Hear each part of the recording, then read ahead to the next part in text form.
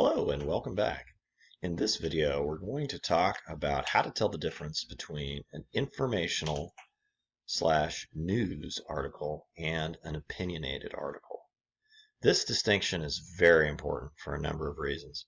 First of all, most legitimate journalistic outlets, like newspapers, work to make a very clear distinction between informational articles and opinion articles, to the point that most periodicals, even the web-based one, have a separate section just for opinions, right? Some of you will have already noticed this as you are working to identify an opinionated article to use in your initial research findings paper.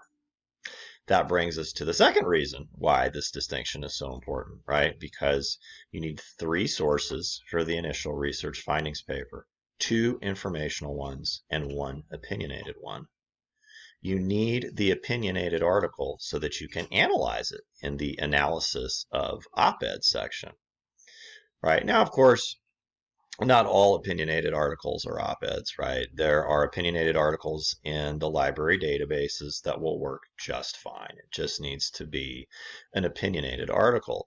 But op-eds, as you will find, are a very popular form of discourse when it comes to these topics that you're working on. And indeed, op-eds are things that are frequently read by average citizens every day, and they shape people's understandings of current discussions and debates, and they help them make up their own minds, right? So they're an important part of the discourse surrounding your topic. Anyhow, the point is, I'm asking you to analyze an opinionated article. So if you accidentally choose an informational article, you're going to run into problems, right? Opinionated articles have arguments, just like the political cartoon you wrote about, right? Informational articles do not. They provide just the facts. Think about, of course, this is an election season. The articles on the front page are supposed to tell you the facts about what was said in whatever speech or what happened at whatever event. In the opinion section, you will find people telling you who to vote for, right? And that's what's expected in the opinion section to some degree. All right, I've given you enough overview. Let's look at these examples so that you can get an idea. I'm going to give you some clues to help you tell whether an article is informational or opinionated. So I'm assuming you already scanned these. The directions, it says to read them to be sure to tell, but if you're good at using my tips, you can tell without even reading the whole thing through. Let's go ahead and get into this. So click here for article number 1. This is article number 1, right? It is from the New York Times. And what I did was, I know you're not writing about Flint anymore, but I wanted it to be a topic that was familiar to you. And so you see this is an article. It says 6 more state workers were charged in the Flint water crisis. Okay, so the title itself is a fact. Certainly no opinion there. But you never know. You can only tell so much from a title, right? So you read the first few paragraphs, and as you will see, there's no real thesis statement there. Op-eds generally have, they let you know their position very early on. There's no position here. They're just telling you what happened.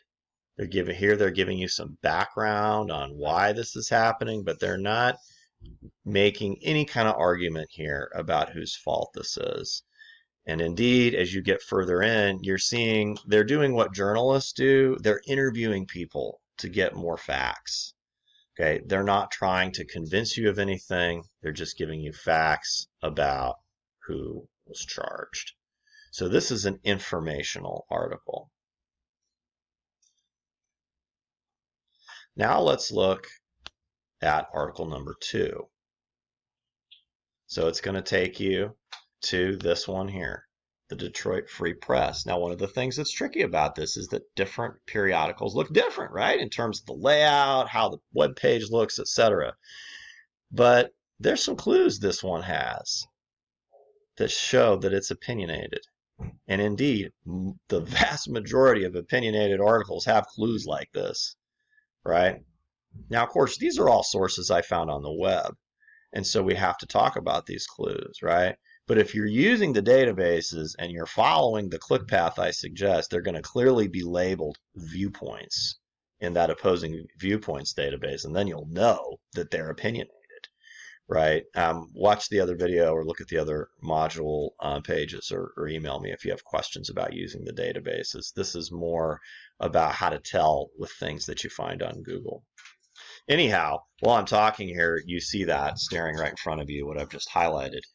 Like I said at the beginning of the video, legitimate periodicals, they want to make very clear what's the opinion section, what's the news section. And so, of course, if you go here where it says news, you will not find opinions. You will just find news, facts about what's going on in Detroit today, right?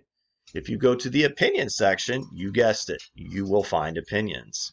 Right? And op-eds often do things like this. They bring in experts. This was the pediatrician that uncovered the lead crisis in Flint. So, she's not a journalist. She has a different kind of credibility. So she wrote this op-ed, right? And so, as you read it, she kind of introduces the topic, and then she gets into her main argument here, right? That this battle is not over.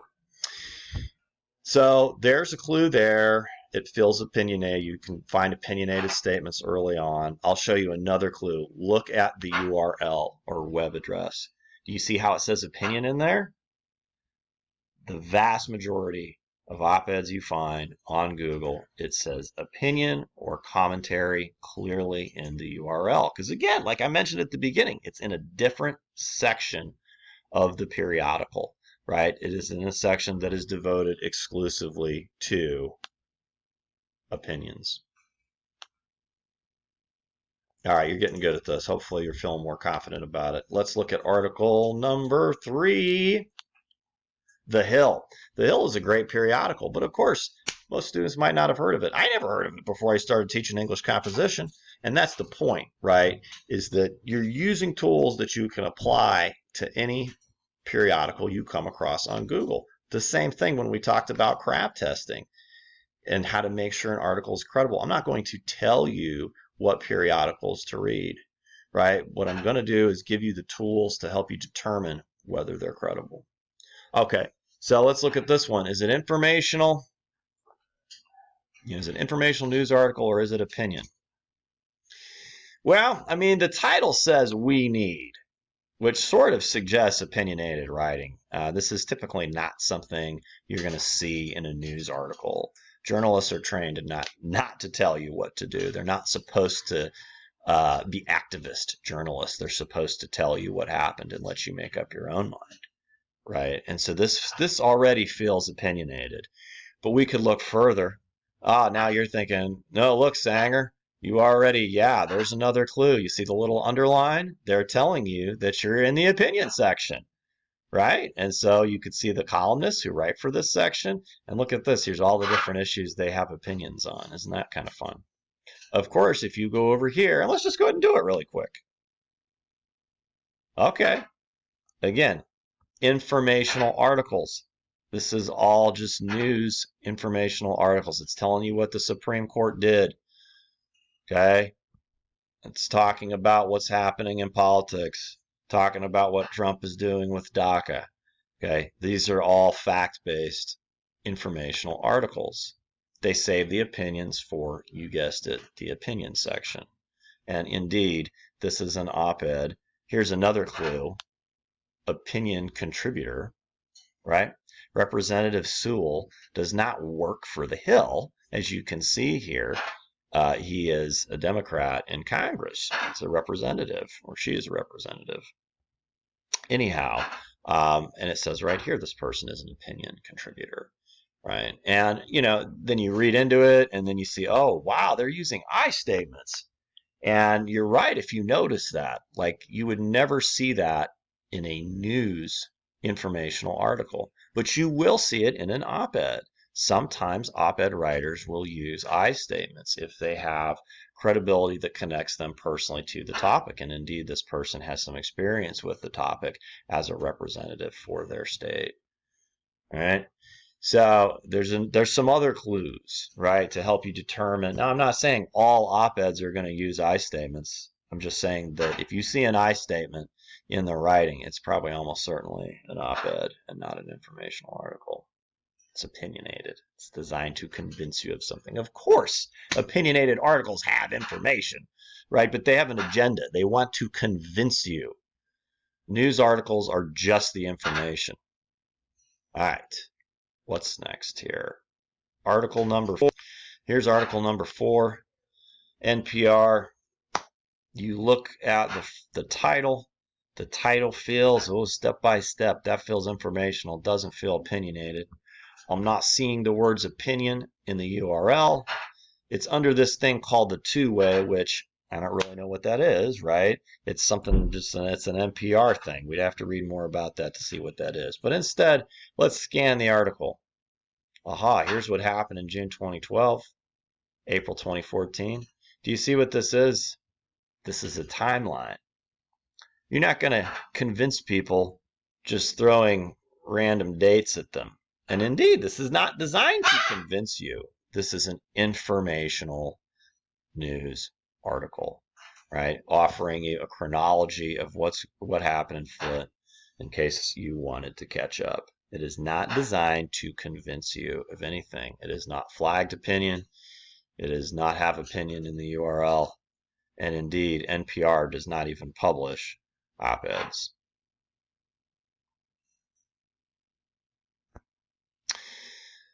All right, I think that's all we have to say about that. I'm hoping that you are feeling more confident about this. Again, it's one or the other.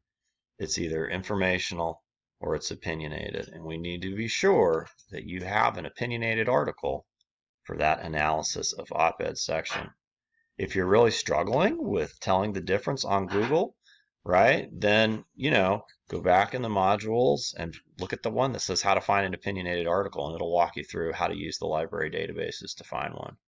I'm happy to help as well, right? If you found one that you really like and you're not sure if it's opinionated or not, send me a message, send it over to me as a link, and we can talk about it, or you can stop by office hours.